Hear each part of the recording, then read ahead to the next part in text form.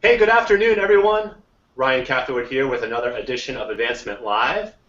Advancement Live is part of the Higher Ed Live Network, a series of professional development web shows and podcasts, which are always free and accessible to you in the archives at higheredlive.com and on iTunes. If you're watching the broadcast today, do participate in the conversation by using the hashtag HigherEdLive on Twitter. I am monitoring the hashtag, so if you have questions for today's guests, I'd be happy to ask them your questions. You can receive weekly updates with live show dates as well as blog posts by subscribing to the Higher Ed Live newsletter. In order to do that, you can just visit higheredlive.com. And today we are going to have a very good show. We have three tremendous guests coming to you from parts near and far. It's a topic that is near and dear to my heart, too. It's trends in digital engagement. And it's a topic near and dear to my heart because I believe it really reflects the forward momentum opportunity that those of us working in alumni relations capacities have to broaden our engagement opportunities and bring in more people and perhaps raise more money. And perhaps they need to be valued even more than traditional engagement strategies. Perhaps not. We'll talk a little bit about that. But what does that really mean, and where are the good ideas out there? What are the sort of baseline operational needs that you need to have in order to plan and execute digital engagement strategies? There are big questions for today. Before I introduce today's guests, I am going to offer a word from our sponsors.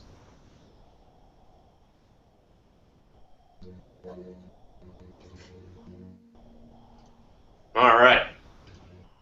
iModule Software is the leading constituent engagement management provider for educational institutions. iModules delivers an integrated online platform transforming how institutions strengthen constituent relationships and achieve fundraising success.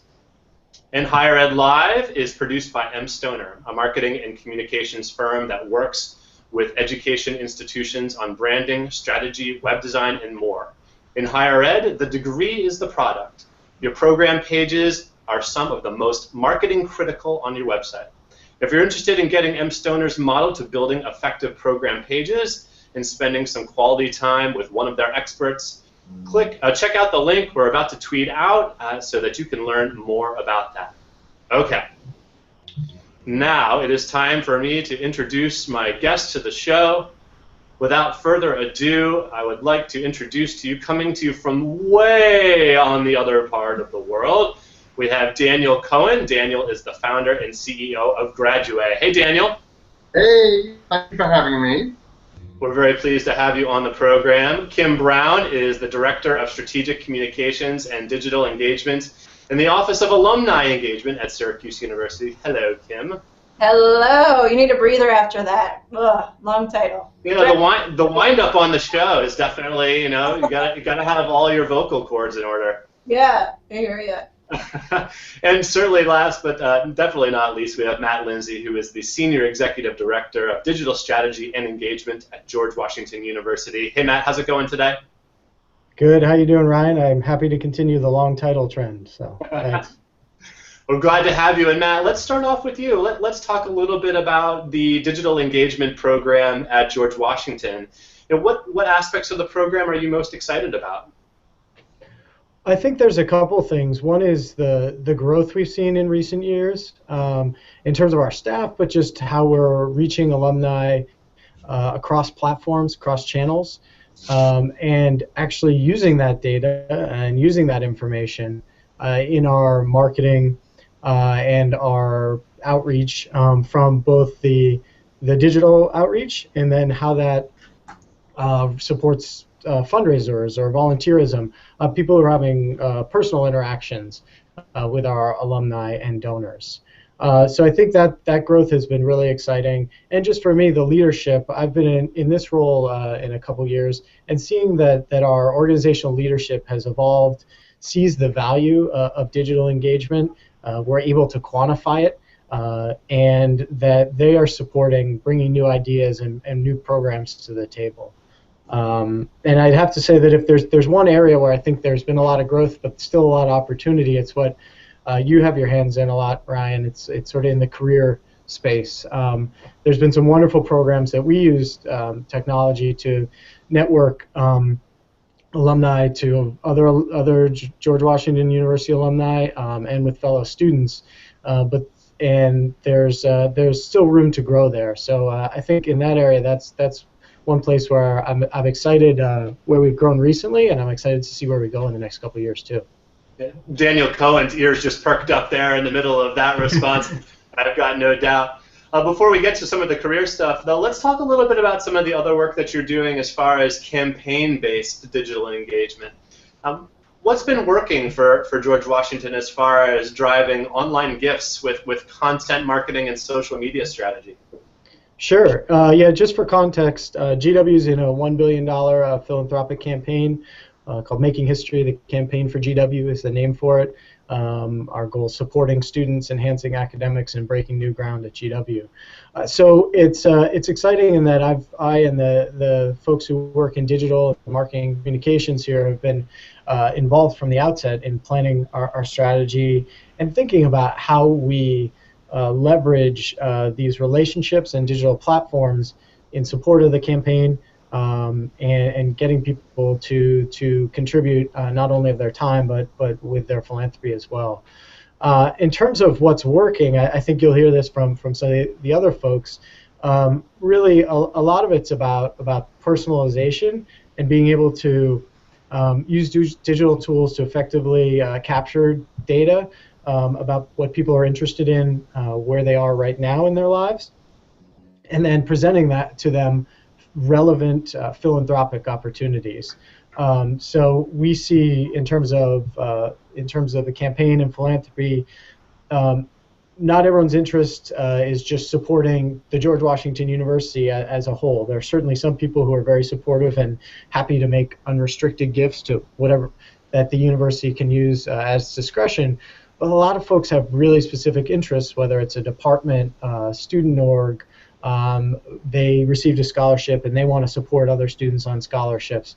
So it's really trying to mine through the vast quantities of data, understand those interests, and make, even from a digital annual giving perspective, make a relevant ask that connects with someone's philanthropy with their passions at GW.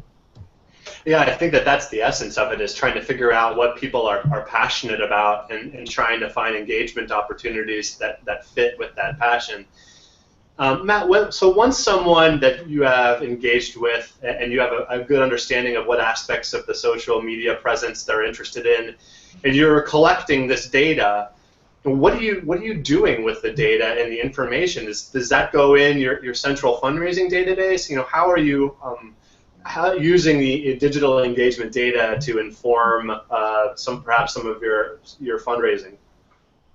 Yeah, so that's a great question. I can say we've got it all solved, so it's great. There's a lot of data, right? There's a lot of inputs out there. What we've tried to do is prioritize, and in terms of our kind of avenues of engagement, what are the most meaningful avenues of engagement where we collect data? How can that get back into a database, and then how can that be used in our online marketing platforms? So a lot of the conversations I'm in are related to data, where it's coming from, and Kim could probably tell you this too, but what other parts of the university hold data that might be valuable to a development and alumni relations function, like people involved in athletics or even helping admissions recruit students. We try and bring what we can into the central database, but that is always a challenge and an ongoing discussion in terms of all these various touch points. What I can recommend or say is that we've tried to prioritize and say what are those engagement touch points that have the most impact.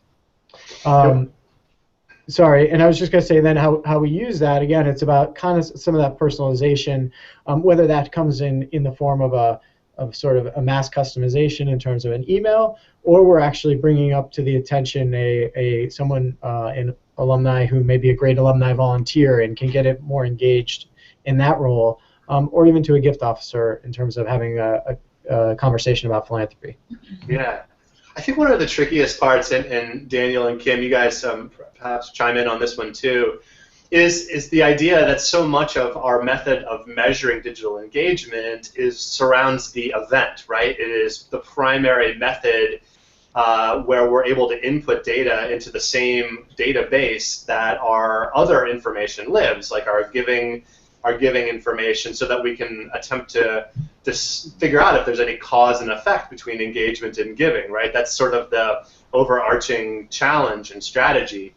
And of course, how do you do that when some of the digital engagement constructs that you're trying to deploy don't cleanly line up into the idea of an event, right? So much of it is ongoing. I'll open that up. Guys, Kim or Daniel, any thoughts about the idea of digital engagement data and how that can be used with or alongside event data?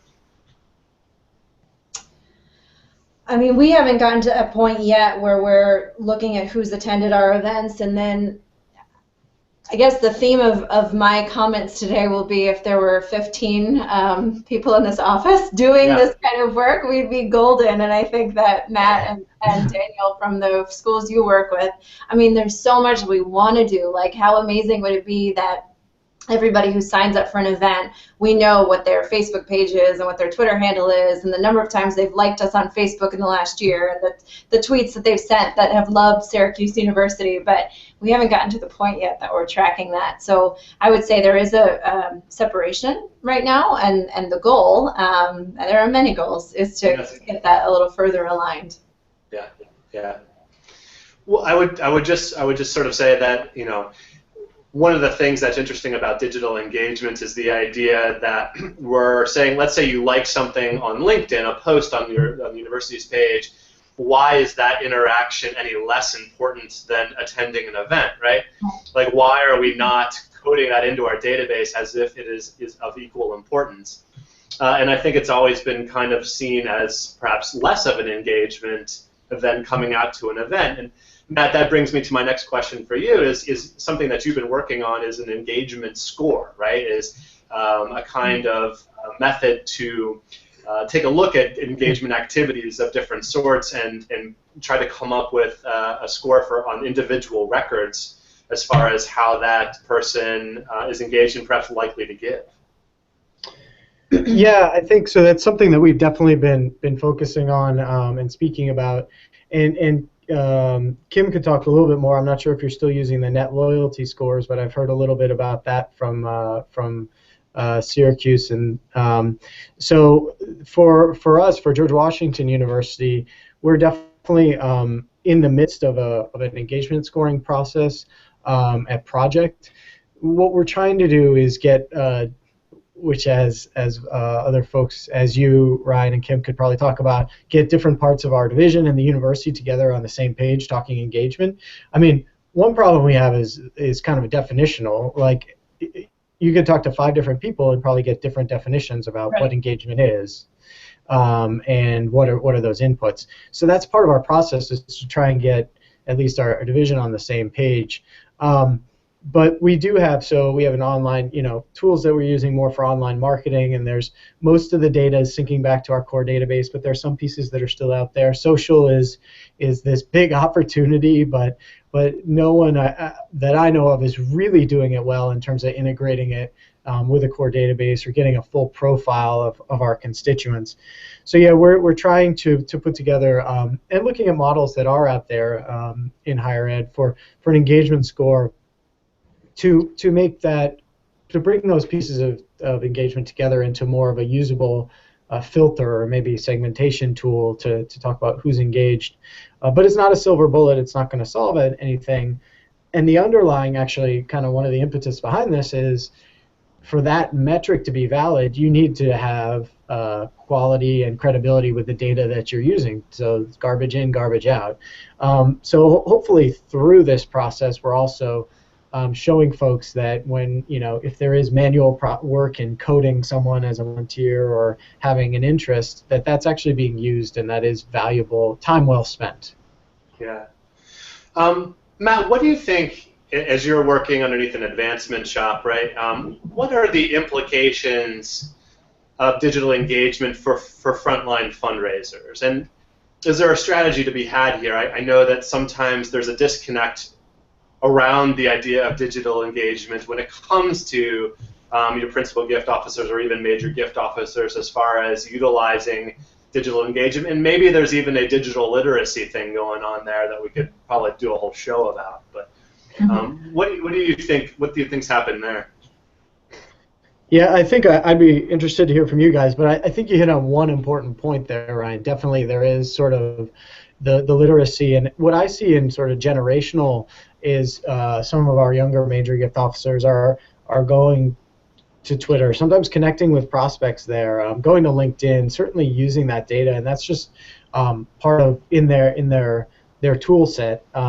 Now they should, we should be, as from a data standpoint, we should be supporting that and not making that easier for them so they don't have to do that search or make on their own. But I do think as sort of you get more digital natives in the fundraising operations, their awareness of the opportunities and the way they use these tools is gonna change a little bit in terms of how the connections are maintained. But to that point, it also, what the fundraisers are reflecting is the way that their prospects, the donors, communicate, and they have to be building relationships in ways that our donors find meaningful. So I think it's also a reflection a bit of the donor pool and how much philanthropy is coming from younger generations that are more of those digital natives as well. But I don't know. Kim, do you have the same thoughts? Yeah, I definitely think that there's a lot of passion when you go and present to the frontline fundraisers and show them what LinkedIn can do, and it's like, oh yeah, and then they get back to their office the week after, and it's like finding the time to go back and do that advanced search, to go onto our university page and see who's written a recommendation or who's commented on a post that we've put up there. But I think too it goes with time. I mean, we put a post up on Facebook. It was like 3 weeks ago. I happened to be in one of our buildings, and one of our most popular professors was there just holding a little impromptu meeting in the hallway with classmates, and so, or with his class. And so I posted it up on Facebook, and I said, found Copeland in the hall. Who is your Copeland alumni? And the number of comments, it was like it exploded. Now, in an ideal world, we would have time to alert those professors that those alumni had expressed an interest in them or credited them with their career success, and then made that relationship and hopefully started a new engagement with the university. And that's something I want to get to, but it's just having that ability to make things easier for our faculty to make these relationships and for our frontline folks to make these relationships as well. Like, there's just so much good stuff, but it's finding the processes in place to share it. Yeah. Maybe I can, Ryan, maybe I can add something here. Please do. Really linked to both of the first two questions here. I often find with schools that we are obsessed with engagement. We're obsessed with which I think is an output measure. Okay. People who attend an event is an output measure. The donors that we're talking about, again, whether the people have liked a Facebook page or following you on Twitter, they're all output measures. I think colleges and schools in the world would be a lot better off if they devoted half that time to the input measures, right? Which is about the value proposition to the alum. So before we can talk about the output, is engagement and getting to attend events and getting to give money and give their time, what can we do to drive the value proposition for alumni, and how can we measure that? I think we should be doing all of the KPIs and measurements like that about valuing our value proposition. Are we doing a good job at the input in the relationship before we can expect the output? Mm-hmm.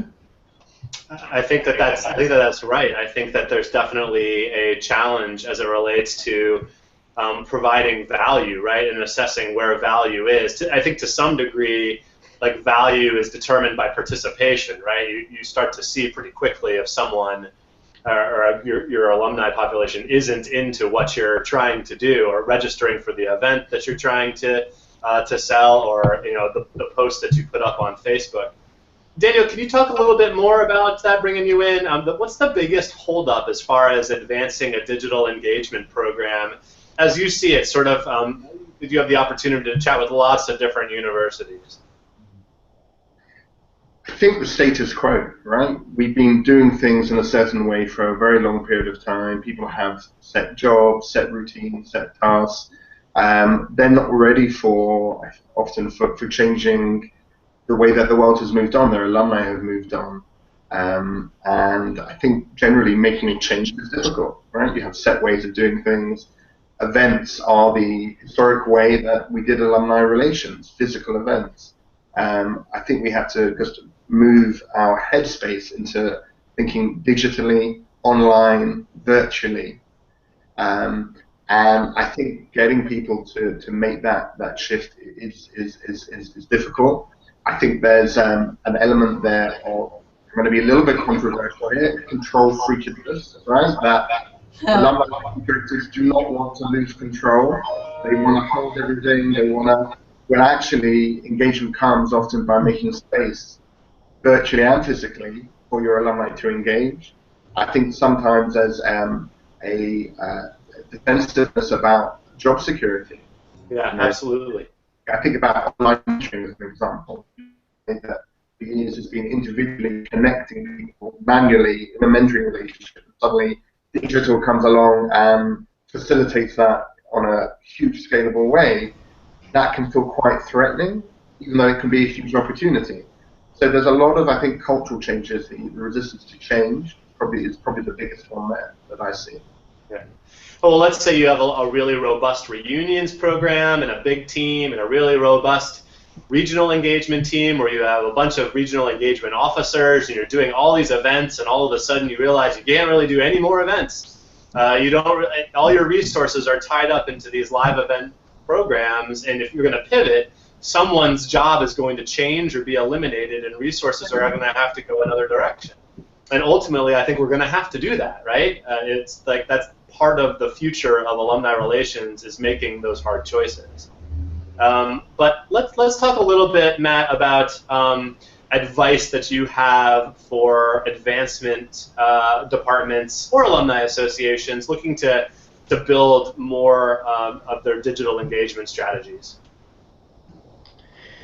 Yeah, I think that relating a little bit back to what Daniel was saying, I think that part of it is clearly having a strategy and realizing that your digital engagement should not stand alone. So it shouldn't be another separate part of any strategic plan. It shouldn't be separate from any strategic plan.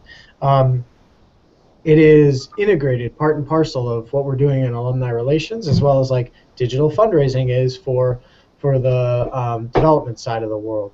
So it shouldn't, I think initially at GW we sort of had a tendency to be in a little bit of our own world, our own bubble, and we tried to move away from that to integrating with other parts of the organization, the opportunities that are there.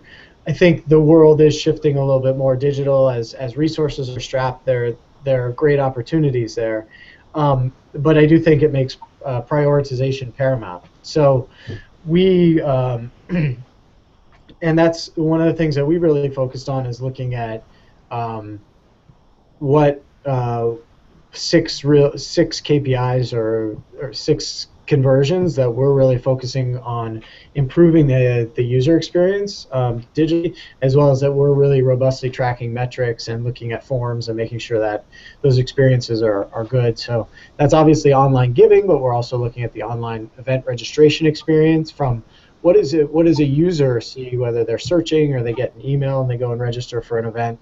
Our volunteers sign up, our login to access email or other services, social advocacy. So, without running through sort of our list, I think you have to look at what you have to meld sort of what the alumni need. To that point, the value proposition of what you're offering, some of what Daniel was talking about, but what are the needs out there, and how are you set up to meet them within your organization? And if you can prioritize and not try and do everything, then you'll have some areas for success that you can build on. Awesome. One of the things I'm very fortunate to have the chance to almost build a program from the beginning here at Longwood, and one of the first things I did is hire an assistant director of live digital events, right? Because you don't have to get too far from the event concept, right, to be able to deploy a digital engagement strategy, and for almost no cost, you can have hundreds more people register if it's an intriguing event, right? But Daniel, let's switch back over to you. And first off, congratulations on the successful completion of the Global Leaders Summit that you just held in Oxford. Can you talk a little bit about some of the key digital engagement trends or takeaways you observed from that conference?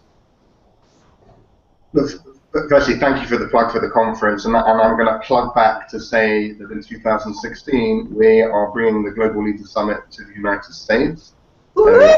Yeah. So watch this space. We're going to do 2 next year, one in America and one in Europe. But to your question about digital trends, there,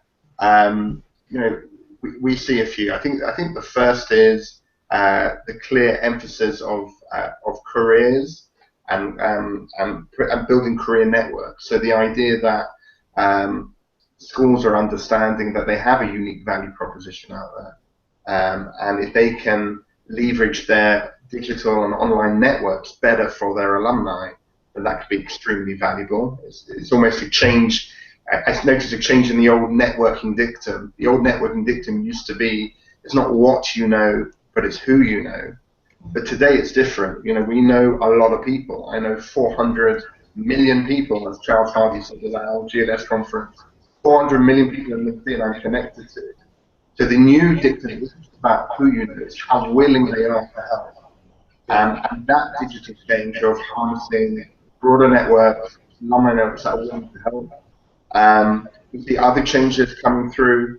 Data, there was a fantastic speech by Elizabeth Crabtree from Brown about the changing demographics and how to better target. She went through different segmentations and different correlations, especially on giving. So I think, and I think sort of the third trend I would say is the growing understanding that we need to think very broadly about social networks, in particular Twitter, Instagram, as well as LinkedIn and Facebook, to try and incorporate that into multifaceted ways. So more career networking, multifaceted social networking, and probably better analytics to really understand our changing demographics of our alumni. Yes. That's fantastic, and so much of that, right, is wrapped up into the way we're talking about career services, right, both to students and alumni. We often, coming into it, it seems like there's an emphasis on sort of resource-based career services where we're offering, PDFs or videos or other connections, right, where it needs to really switch to a human-to-human-based strategy for career services, where we're teaching people how to connect with humans properly. How to ask for informational interviews and get them, and then once you have it, how to not blow it, right? how to actually be prepared to have informational interviews with alumni, right? And alumni that have volunteered to help. And just to add to that, one of the interesting speakers this week was Sean Brown from McKinsey. He heads up alumni relations at McKinsey, and they do something spectacular in that area. Every 2 weeks, they put on a careers webinar where they get a partner from the firm and one of their alumni in a particular industry to co-present. So they're doing, I think, 25 of those every single year, every 2 weeks, and that's offering a tremendous value proposition to their alumni, which I thought was very interesting. Yeah. Daniel and all you guys, feel free to chime in, but could you talk a little bit about, now that you've been talking to people as Graduate, your platform has gotten out there a little bit further, could you talk about how you have seen the evolution as far as how people view digital engagement strategy and the opportunity there? Do you get more people buying into, yes, we must do something, and or do you still see resistance? Both of those. So definitely a general trend. When we're presenting to a potential client, what's interesting now is the we're seeing more, I don't know if this is an English word, but joined upness. I've just created. There you go. But joined upness, so what I mean by that is, in the old days, you were presenting just to alumni relations or just to the development office. Digital are clearly in there, the communication guys, marketing guys, career services. So we're seeing a much more cross-functional approach to alumni, which is really encouraging. It makes my job more difficult because I have more stakeholders to win over when we're showing the graduate platform. But I think it's the way to go. A much more holistic approach to your alumni, and digital, is clearly in there now in a strong way. Yeah. I think so much of it. So much of it comes from the top down and embracing this. Like our chief advancement officer, one of the first people to change his Twitter background photos for homecoming was our CAO. One of the first people to like Facebook posts on the alumni page. He's on there. He's liking them. He's engaging, and he's seeing the alumni engaging with that. And so if he can kind of trickle down effect and let our frontline folks know that this is working and there's some good stuff happening, I think having that support is really crucial. In the past, I used to get this vibe, are you tweeting right now? What are you doing? But now it's like, what's going on Twitter today? And it's great. Like, it's a whole new energy, and I appreciate that. I was going to say, it's interesting when you look at digital engagement. I think there's a lot of people, particularly at the top, who are starting to engage, but more people who are sort of digital natives that perhaps are engaging less. And I'm wondering whether or not you guys are seeing more of that because people are more conscious about their digital brand, right? Their own, how they are viewed on the web, and people who are share often on social media are get even more picky about what they're sharing and for who. I don't know if you guys could sort of speak towards that thought, but I found that sometimes your thought leaders, your digital thought leaders, are not necessarily your best digital ambassadors. I throw that one out there, and yeah, I think that's an interesting point. I would jump in and say that I think that the channel matters too. So I mean, just speaking from personal experience, and I've seen this from other folks too, like how I use Twitter, LinkedIn, Facebook. I'm not using Snapchat. I'm not hip. I'm not with it. So like how you use those channels varies. I mean, to me, Twitter is more public, and it is more of something I do some personal stuff on it, but I definitely do a lot of work there. Whereas Facebook is a little bit more personal. I'm not totally using it and as often. And LinkedIn is obviously LinkedIn, so it's career focused. So I think it's a really good point, but I think that the channel matters when you look at social and how people are using it to engage. I don't know if we'll actually see some pullback globally on, wow, this is sort of invading my space, or if, with how pervasive Facebook is and other tools, if it's just going to be part of the way that people engage going forward. But some people are really open. Yesterday, one of our alumni was featured in the New York Times. It was a story about how they met on OkCupid because they typed in the phrase Syracuse Orange Man, and that's how they met, just to find a Syracuse fan. And they got married, and their wedding announcement was in the Times, and so I posted that on our Facebook. And people are commenting with their wedding cake topper that they're using next September because they met sophomore year. And another woman emailed me a copy of her wedding vows that included Syracuse Orange in them. So some people want to really share personal details. And I think that's special. That shows a level of trust also. So that was just kind of on the other side of the coin. Some people are still willing to really put their stuff out there. Yeah. Yeah, good. Daniel, and I'll ask Matt and Kim the same question, but Daniel knew this was coming. So here's a sentence completion question. Ready? Okay. When digital engagement is happening at a high level is when what is happening? Whoa. By the way, you sent me the questions, but I deliberately didn't look at them. I wanted it to be a bit fresh. I had a quick, but I will answer the question. When it happens, I think, when your Vice President of Alumni Relations talks about three things. Talks about how are we integrated with social networks? How is our offering integrated with social networks, number one. Number two, when they're talking about, user interface, the UI, the UX, the design, the whole user experience of your alums experience digitally with you guys. So that's another sort of hint that something's going on there. And I think number three, we talked UI and UX, and we talked about integration with social networks, but also I think senior people start talking about different platforms, different devices, when they're talking about our mobile offering versus our web offering. These are again the third sign. So social network integration, UI, UX design, the whole feel of the product, and thirdly, that mobile versus web experience. They're starting to use that vocabulary. You're on the move. Yeah.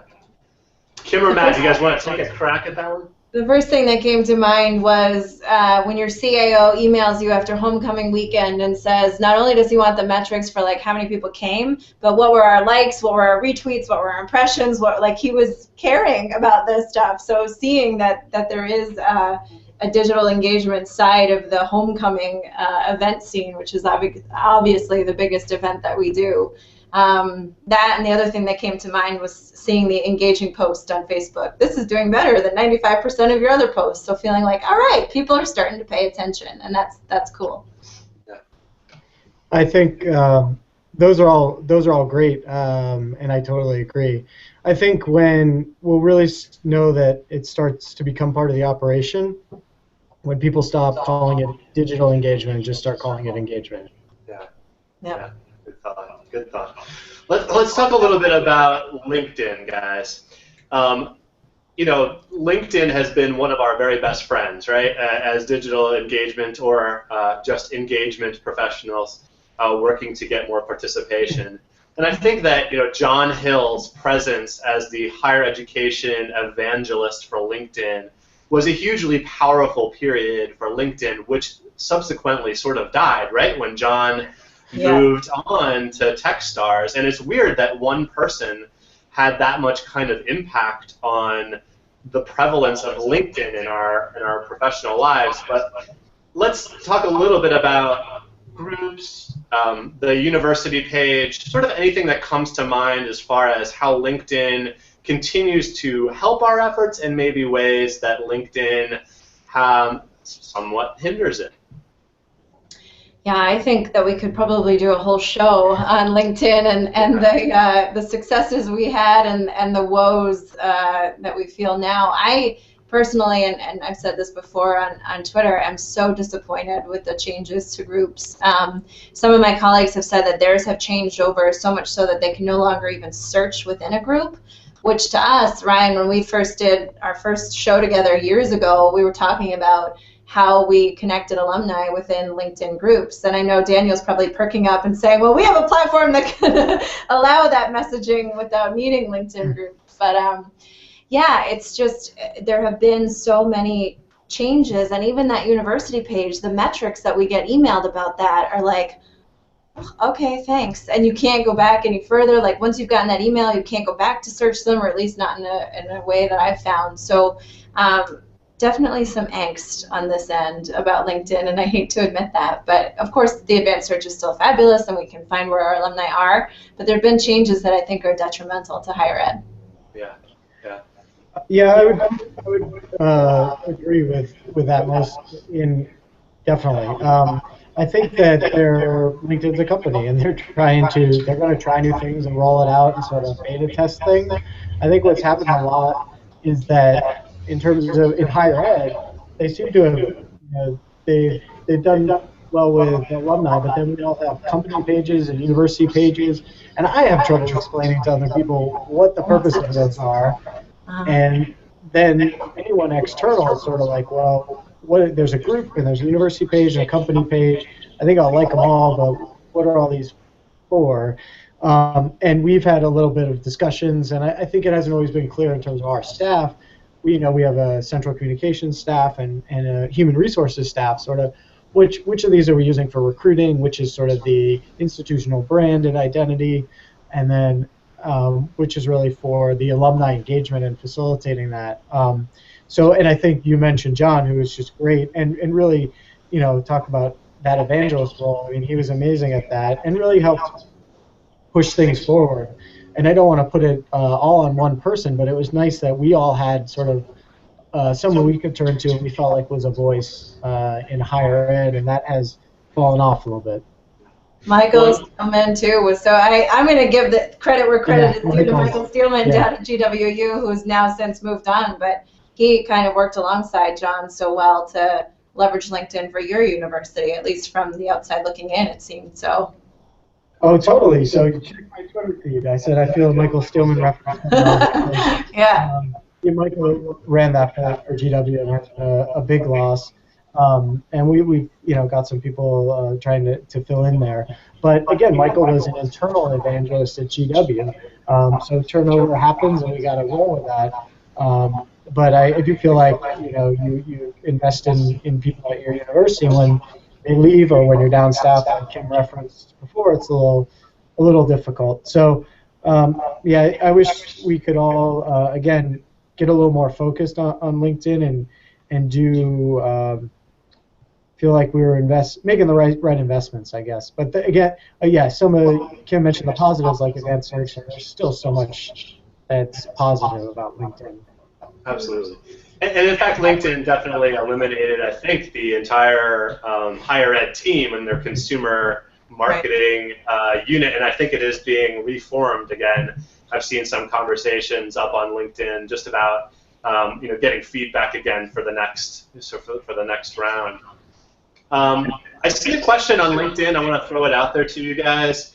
Should advancement professionals be creating work accounts on social media to engage with constituents? No. Advancement professionals should be using their own personal accounts to engage and not have separate accounts for, this is my engaging with constituents account, and this is my personal account. And I get that question a lot too, like, well, wait, but my LinkedIn, like, what if they see who I'm connected to? Well, A, you could hide that if you need to, but B, who cares? Like, use it. Like, that's you. And I think the biggest successes we have are when we're authentic. And you're not going to be authentic when you're using an account that you clearly created for the purposes of engaging with constituents. And I respond to that with all due respect to the person who asked the question. It's just be authentic, for sure. That is the way to go. And that's my opinion. Let me tell you how I really feel. Kim, let me add something. I recently had a marketing consultant came to visit me, and he suggested that we create a fake graduate employee on LinkedIn, and he suggested that she would be extremely good-looking, attractive young lady, and her job would be basically to connect with as many people as possible. So there's an active.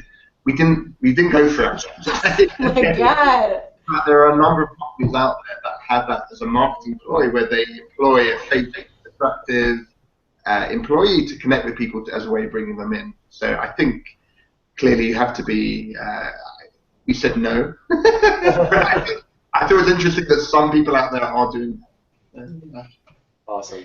Well, authenticity is definitely key. Sorry I just piggyback on all that. I think that what you're doing offline should translate online, and you just have to be authentic. For sure. Absolutely. Kim, let's talk a little bit about you. You recently switched jobs, right? You were in the Career Center at Syracuse. Over the summer, you moved over to the Office of Alumni Engagement. You were doing digital in your previous role. How has your role changed since you made the switch? Well, when I started in early August, we had just lost the woman in this office, lost to a different job, not lost her forever. She moved to a different office, and she was the one who did homecoming for the alumni office. So when I first came over, it was like, let's just make homecoming happen. So that was a big switch for me. Let's just execute this event this weekend. But I guess, as you and I first connected, Ryan, my former role was really focused on career and student alumni engagement, but it always drew back to that career focus. So the Working Orange handle that we started, the Q's Connect group, the Slice of Advice blog, was really, really career-oriented, whereas now it's looking at the bigger picture, so not just our career events and our career engagement opportunities, but things like wedding announcements and things, those cute stories from the Times and professors that you liked on campus, and trying to really find out what the interests of our alumni are, not just career related, which is still really important, but kind of on a grander scale. And emails and iModules, which we're transitioning to and is the bane of my existence right now. Nothing against iModules, just the actual transition is a little unpleasant. I remember where you were when I switched when I arrived at UVA and had to sort of learn and adapt to a new system that they were rolling out at the University of Virginia. So I certainly understand the challenge of getting into adding that system to your workflow. Would you say that's probably your biggest challenge right now as far as where you sit in your chair today?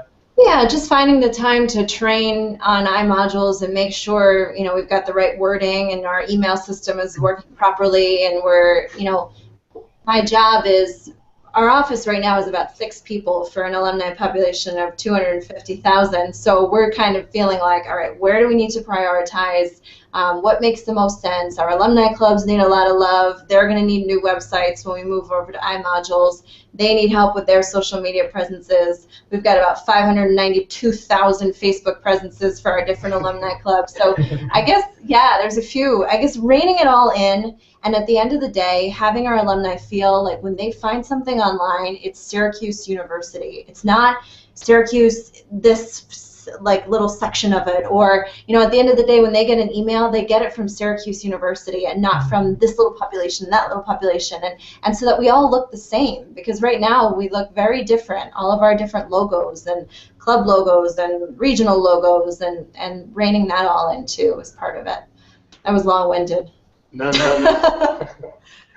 Well, I think at this point in the conversation I want to make sure that I make a big announcement as promised, and that is that you, Kim, are going to be taking over the reins of Advancement Live.